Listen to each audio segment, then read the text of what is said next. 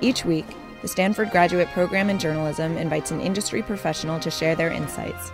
And each week, we bring you the highlights.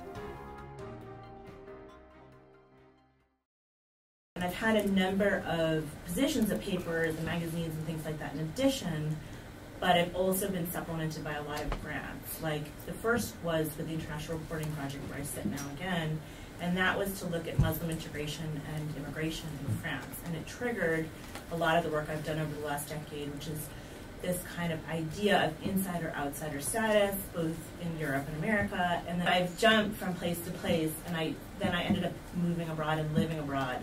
25 years ago, I mean, at this point, when I wrote Paper Love, I had been a stringer for the New York Times since 2005. I'd been on staff at the New Republic. Like, I have a nice, slew of clips. Like, I would be on staff as a staff writer somewhere, right? And I think 25 years ago, I'd be at an outlet, and that outlet would have said, okay, you're going to do this, and we'll pay for it, and it would be some major feature that they'd run. I did it as a serialized thing, and it would have been paid for and run in the same place.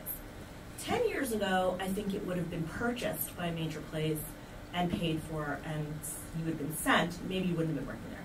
But 5 years ago, when I started working on this, or 4 years ago, I had to do it in 4 parts. So I then had to seek funding for it. And I think that's really one of the biggest differences between now and like 10 years or 25 years ago, which was that I then self-funded by applying for grants. Would this be about, foreignness or whatever it is? You know what I mean? Like, how can I recast this?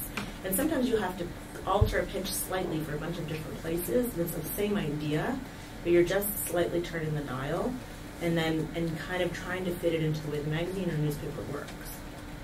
I mean, people need content, so it's just a question of knowing where you're pitching and making sure that you understand that publication and not sending out like a blanket and clearly blanket pitch to every single person, just slightly tweaking it for each editor.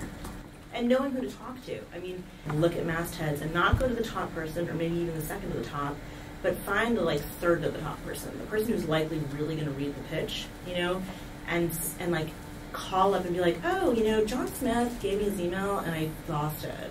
Could I have it again? And the receptionist would be like, oh, it's john.smith at, NewYorkTimes.com. And you're like, oh, of course it is, And I think reading is really, really important and understanding how the publication sounds. I've definitely developed a voice, which I sort of like and is most comfortable for me to be in, which is a little more of the I and perhaps is normative in journalism.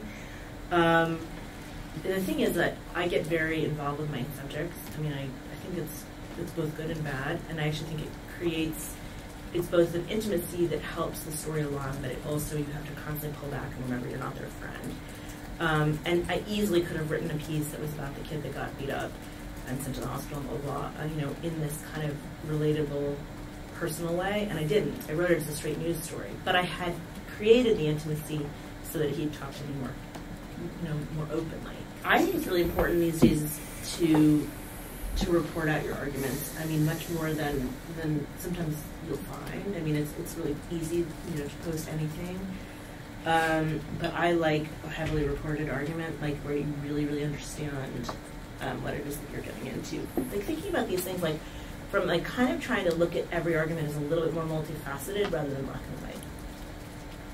I'm super committed to the idea of narrative, and I actually think that narrative is still really important, even at the moment when it feels like nobody wants to pay for content anymore, and and obviously everything's about quick blogging. I think the things that have longevity and that people still remember are good stories. And story is really, really, really important to me, and part of that is about being there. I mean, and putting yourself into the position where you meet people. I mean, how did all of this start? Because I was based in Paris and met this Holocaust historian who told me about these camps.